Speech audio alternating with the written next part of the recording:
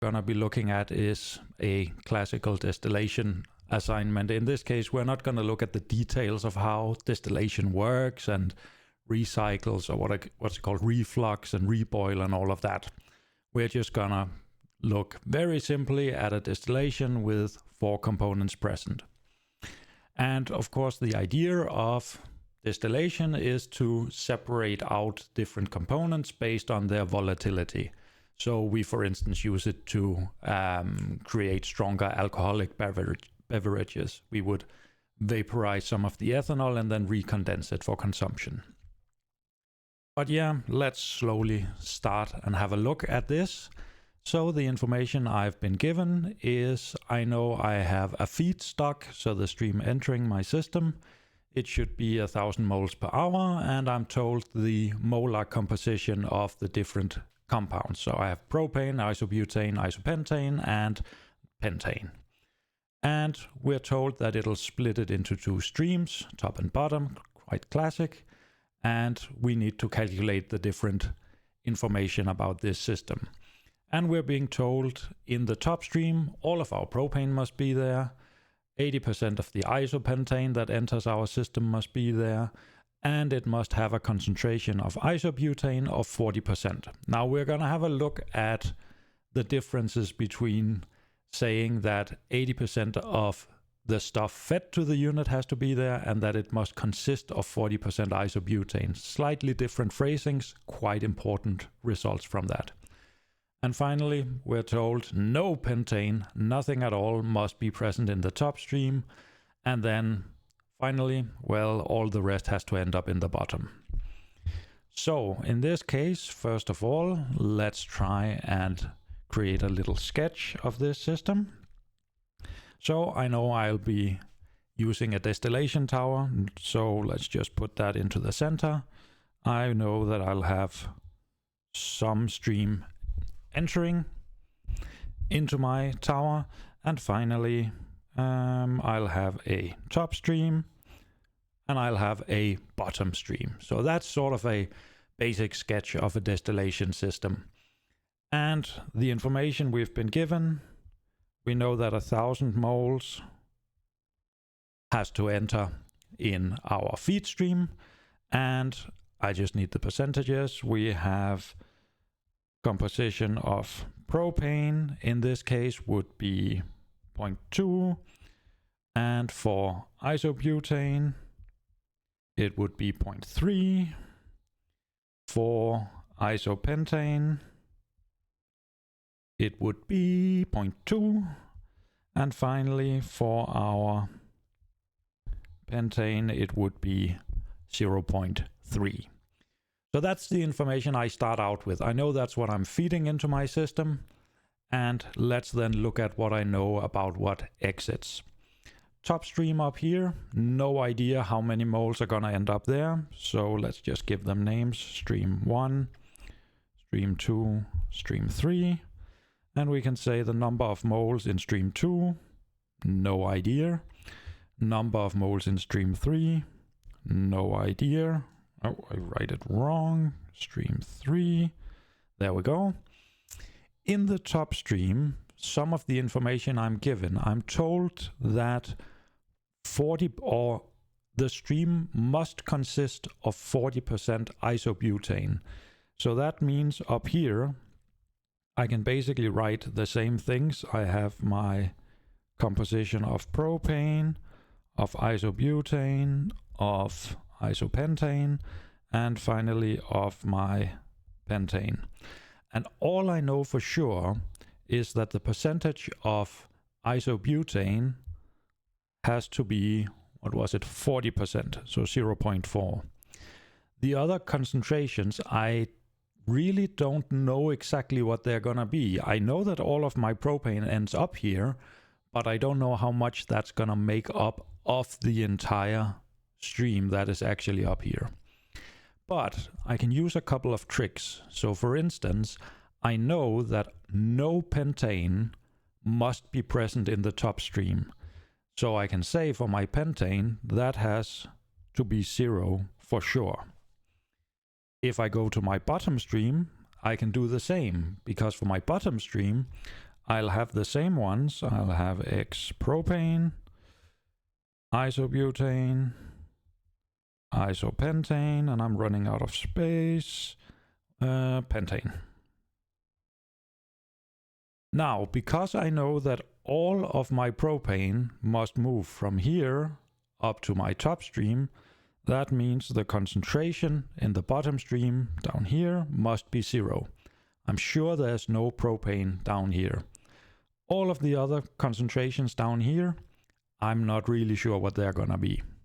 Okay, so that's the basic information I'll start out with. And as always, I'm gonna cheat and I'm gonna say, well, for one of these unknown concentrations, so right now I have 2 moles or amounts of moles, and I have 1, 2, 3, 4, 5 compositions that I don't know.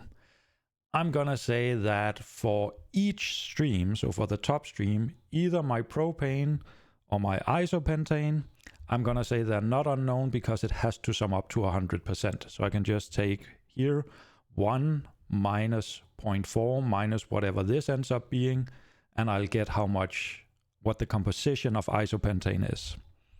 So I'm gonna remove that. I'm gonna let's just remove the bottom one. And now we can count how many unknowns do we have. Well, we have 1, 2, 3, 4, 5 unknowns. And then we need to figure out how many equations we can set up. Just looking at this system, I have 4 components, only 1 unit operation. So I know I can set up 4 mass balances. I still need 1 additional information. So we'll look at that when we try and set it up in Excel. Solving this by hand, I mean, it can be done. So for instance, you could say, well, for my propane here, I know it's 20%.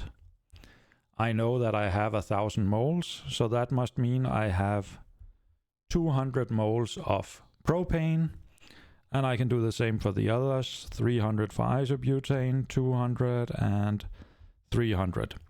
So these are all the numbers of moles that I have coming into my stream. Up here, I can say, well, I don't know the composition right now, but I know all of my propane has to end up here. So I'll just move my 5 a bit so I have better room. So I know, for instance, I'll have 200 moles of that up here. It just has to be that way. For my isopentane, well, as a bonus information, I was told 80% of this had to end up here. So I could just take 80% of that. So that must be 160 if my math serves me right.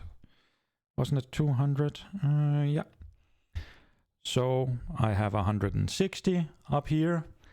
And if I then wanted to go one further, well, I know that 40% of the total has to be here. I can also go down here and say, well, I have 300 pentane entering.